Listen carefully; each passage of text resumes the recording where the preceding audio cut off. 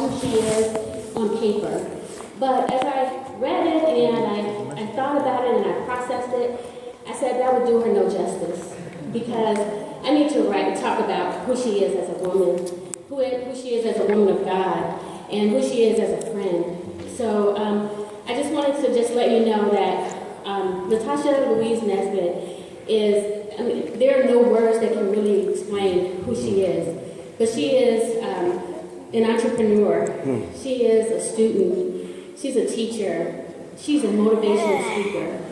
She works tirelessly to empower everyone. There's nobody that comes in contact with her that is not changed when she leaves their presence. And they continue to seek more from her. I know I do. She's also my soror, so that's even way better. But from the first day I met LaTasha, new to this community, I felt like I was home because of who she was and what she deposited in my spirit. And I know she does that for anybody and everybody that comes in contact with her. She's soon to be newly minted PhD. We're so excited about that because we've been on this journey with her. She's a minister, and she's always seeking to find something good and implanting in somebody God's word. She's an amazing wife and mother and daughter and sister and really, really a good friend. So without further ado, I present to you the incomparable LaTasha Nesbitt.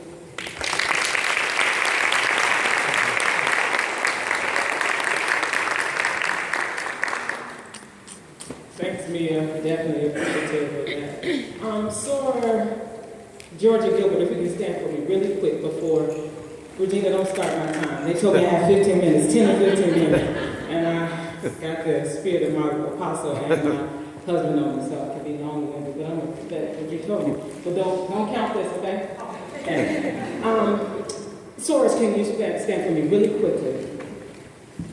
For the last couple of months, you've experienced a level of loss that many would experience in a lifetime. So I've not been around, but just as a woman of God, I just want to, if you guys can stretch your hand towards that woman right here. I just want to speak strength right now. God, we thank you for the woman of God that you've called her to be. We even thank you for the loss right now. We thank you for the strength, God, that you're giving her right now that will last a lifetime. We thank you for the right relationships, God, that you have around her, that you're bringing to her, God. We thank you for the joy that she'll experience, God, even beginning today and the rest of the day forward, God. Thank you that joy shall be her portion, God. And we thank you in Jesus' name. Amen. Amen. Lord. I just want to honor, she's been a soldier. If you guys knew the story, you wouldn't dare believe it. You wouldn't dare believe it, the level of loss that she's experienced. But God has graced her soul to get through it in strength. And a quote that I heard while in college, I believe Oprah Winfrey said it during 1997 when Princess Di died. It was a quote that stayed with me forever. It said, people die to remind us how to live. And her life, just seeing her after the level of loss that she's experienced these last couple months, just being able to be graced and pursue her education and pursue the level of service that she has, it's awesome. It's remarkable just to witness. So I'll get to my task here today. I want to give honor for the pastor of this great edifice, the honor to the honorees, every brown girl represented here today and even across the nation, to the women of Delta Sigma Theta sorority. You have a rich history. We have a rich history, 101 years to which to stand on. So we do what we do, and not out of arrogance, not out of anything else besides, one is a Christian organization, so we stand on God, but we stand on a lot of women that came so many years ago to help us do what we do today. So we're just duplicating what they did 101 years ago. So we do it with ease, but only because they did it with so much severity and different things like that. I want to honor my husband, my head of my house, Matthew Nesbitt. Thank you so much for every supportive word, prayer, and everything else. Regina, thank you for this topic in the committee. I struggled with it a little bit. The topic is, or sponsorship T is developing leadership through timely service. And I battled with it so long, I struggled with it so long. I said, developing leadership through timely service. I texted Regina and Mia, what do you mean? What are you trying to get at? Where do you want me to go with this? They talk about, let me ask the committee. I don't know. Go with it. I said, okay, don't give me that permission, but thank you so much.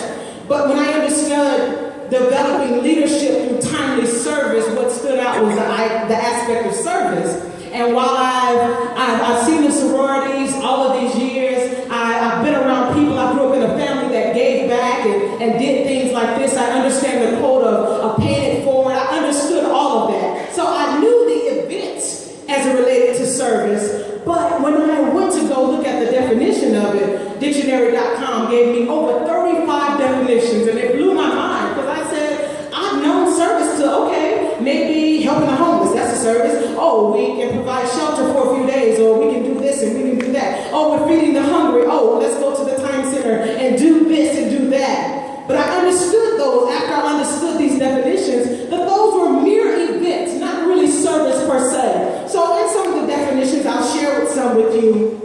One of them, and we all know it, the service, as in the armed forces, to actually fight for the country, to actually be military, that type of garb, and the Navy or anything like that. So that form of service. I understood service too as going to a restaurant and to be waited on and how someone serves you. They give you something or a product in which you pay for. So I understood it in that sense, and it made sense to me. But another one I understood is actually coming to a church, and most of you went to church today, understanding it in a religious context, a church service, or worship service, or a burial service. So ceremonially, I understood it. But one definition that really stood out to me that I want to roll with today is service. This particular definition, it says, and it's a verb, to make fit for use, to repair, to restore, to a condition for service.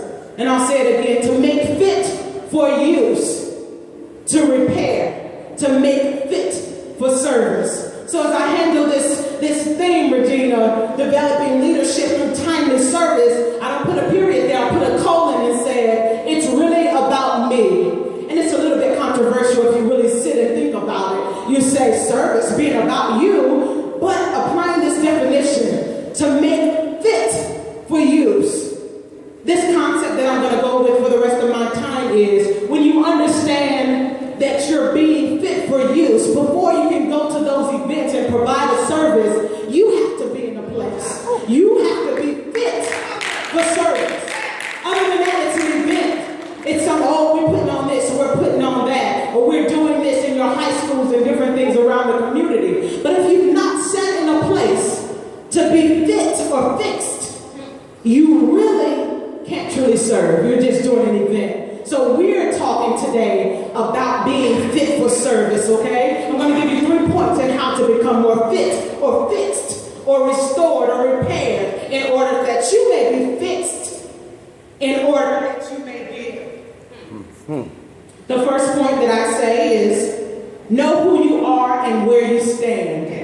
I remember, Regina, when I was still working at the Regional Office of Education, I don't know if that particular office where I sat for so many years is still there. But when I worked there, Regina, at my particular station, I had a 4-in-1. So it was connected to my computer. That 4-in-1 allowed me to print, it allowed me to fax, it allowed me to scan, and it even allowed me to copy.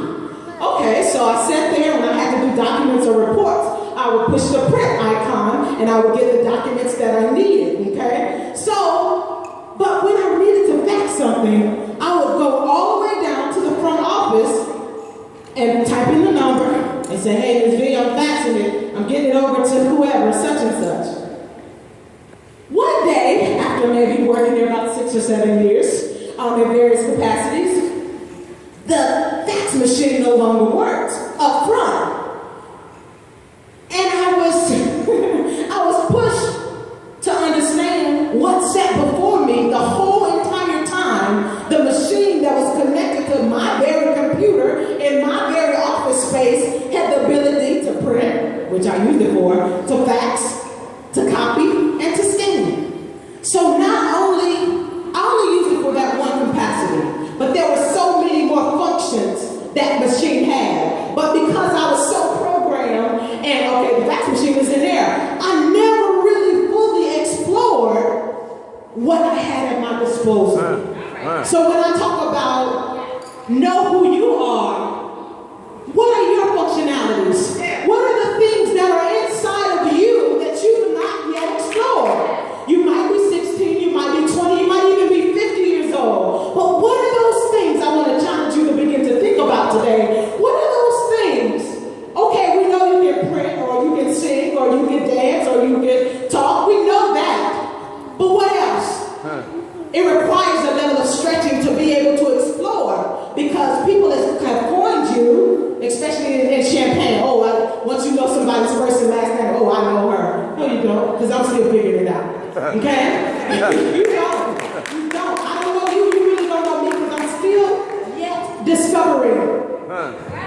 I'm still yet discovering. So my first point, I really want you to go home. It's going to come in time. Really begin to think about beyond what I'm doing now. I may be comfortable in it. It may even pay well. It's comfortable, it's convenient. But what beyond my current status can I be stretched to do? What can I do that I don't even know I can yet do? So I really challenge you to challenge yourself to go beyond a state of mediocrity, a state of being status quo. And it can change potentially your whole life, your whole destiny. Okay? Being able to see and know what that is. And I feel some of you saying, and I said it out loud, but I feel some of you saying, okay, I'm good. I'm good where I am. But I've learned this in my young life. I've learned this. The very fact that I wake up every morning still lets me know that I've not yet fulfilled my purpose. I wake up in the morning because there's still something to do. God hasn't snatched me up and brought me closer to Him. He's not brought me to the heavens yet, because there's still something I have to do. And George, I even give you that when I lost one of my closest friends, Janelle, this summer. I never knew what losing a friend felt like. I lost a father before, and that was a certain capacity. But losing a friend, it's a little different. It really makes sense. You're younger than me. What are you doing? Going to heaven. What do you mean you stopped breathing? But I had to begin to understand that her purpose was served.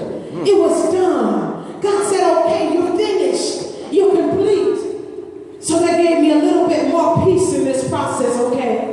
Okay, if she's done and she was only 30, that means I keep still waking up.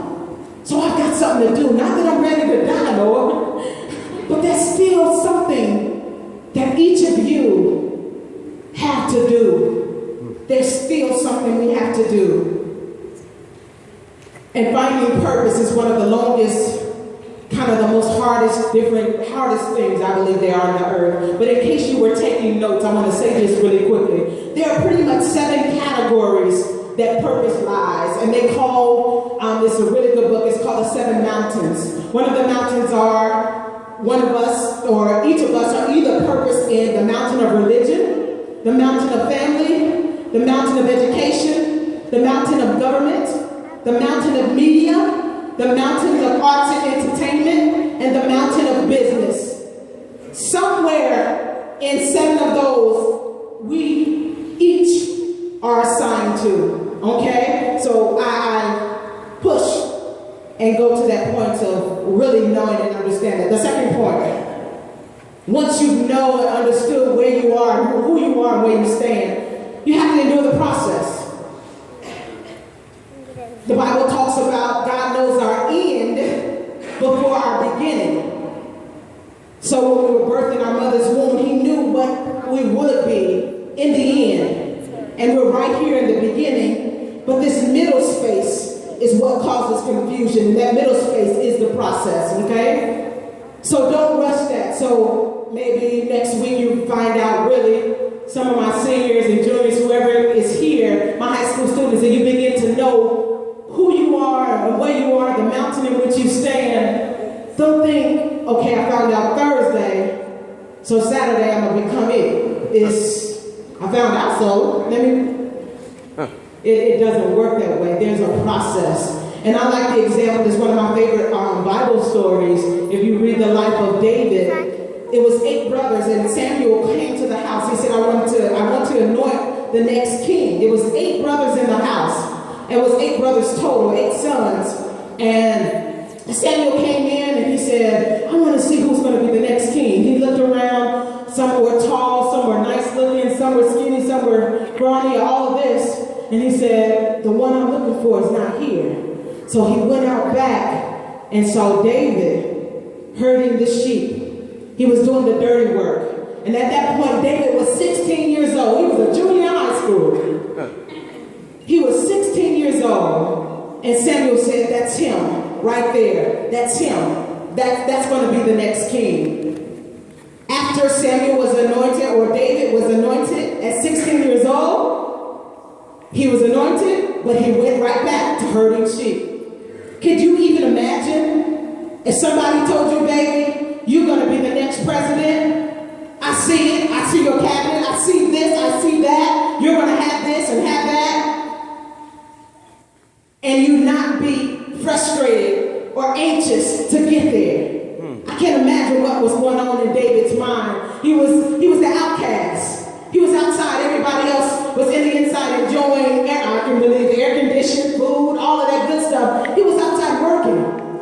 But he was anointed at 16. He didn't take the throne until he was 30 years old. So there was a 14-year process he had to endure in order to gain that purpose. So understand that there's a process. There's a process to it all. My last point, once you've embraced the process, go hard after it. Whatever that it is for you, go hard after it. Benjamin E. Mays, he's one of the greatest preachers and educators of the 19th century. He talked about this whole idea. He said, each of us were specifically and uniquely designed to do something in the earth. If we fail at doing it, it will never be done. And I thought about that quote, and I visualized it, okay, as my mom got as God got my mom and dad together to create me. He stamped my purpose. He put it in the womb right with me. Everything that I would be, everything that I would accomplish, he put it in there. I'm birthed out into the earth. I began to do jobs that has nothing to do with the thing that he stamped on the inside of me. And it may be even the cure to AIDS. But I'm okay doing this job because it pays such and such and such and such, and people really respect it, so I'm going to continue doing it. And I've been doing it all these years, so why not continue? I'm good. I'm okay. I'm fine. So I'm just going to stay here. But he stamped in you the cure to AIDS. And because you're so intent and so focused and so complacent with it, you die. And that purpose is never fulfilled. It takes discipline. You have to want whatever that thing is more than anything else. Discipline hurts. It hurts. It hurts. It hurts. Mia mentioned I'll be finishing the PhD. I will be defending next week. But it hurt so bad, Mia. It was so many times in the midst of the process, I talked myself out of it, Mia. I said, I'm not smart enough to do this. I don't write well enough. I can't speak like the rest of them. I don't know the literature. All of those things. And Mia, this last week, a month or so of my very life, I spent countless nights up, no sleep, finishing this document because before it even started, God told me it's going to be 189 pages. I didn't have one page though. So you said this, but I have to walk through this process. I have to go through this process. I have to discipline myself at the computer. When my husband goes to bed and my kids, Mom, you still up? Discipline myself to say, okay, he told me 190 pages, 89 pages, and I'm on page 3. Okay. I don't know. No, He had to, because I can't. But I say I finally made up in my mind about 3 weeks ago, just 3 weeks ago, to say, okay, you said it. You said I was going to do it, but I don't have it within me in my own strength to do it. And because you spoke it, God, I'm going to challenge you to help me out. Okay? So that's where a level of faith is needed. That's where a level of faith is needed. You can't believe in yourself. He gave you the purpose. He gave it to you, so it's up to Him to fulfill it. So you have to make yourself available. Okay? So I'm going to stay up all night. I'm asleep. I feel like checking Facebook. I feel like checking Instagram, seeing what's going on over there. This lady got a dress I like on Instagram and order it. I want to work out. Dang. Gaining all this weight. Dang. My husband keep cooking for me. Dang. Dang. But I have to stick to it. Stick to it. So I ask you this question, and I'll leave with you this question. What do you want more than anything? Not necessarily, I heard relationship, and that's fine. That'll come. Once you figure yourself out and who you are, what you were purpose to do, you'll have something to bring to the table. So that's fine. Relationship, that'll come down fine. But what in you keeps you up at night? What in you drives you? What in you makes you so mad when you watch the news? What is that? What is that thing? That thing is connected to your purpose. Even some mishaps. Some of you didn't have your dad growing up. Your mom may be left. Some of you single parents. All of that. Those are facts. But there's a truth that says, yeah, my daddy left. Yeah, I don't have enough money. Those are facts. I can check my account and let you know. I can screenshot it and show you. I'm at 0 and negative. That's a fact. I don't care about facts. And God doesn't care about facts. He cares about truth. What is your truth? What are you so convinced of that you won't let go? And this is not something anybody can give you, Gina. It has to be on the inside of you. Nobody can help you with it right away. You have relationships, of course, that'll come along the line that'll help you grow it and all that. But I can't make you love injustices. I can't make you love thinking about the 234 girls that are missing. I can't make you care about racial injustices. I can't make you want to love people. I can't make you do that. Nobody can. It's something on the inside of you that has to be birthed out. And it's something that each of us, old and young alike, have on the inside of us that is going to help make this world a better place. So I admonish, go through that process of figuring out what it is. It's going to be worth it. Our grandchildren and our great-grandchildren, because you've done this in this dispensation of time, they'll have a better place in which to live. Because you have pursued your purpose and you've done it precisely. No distractions, but you've done it precisely. Thank you.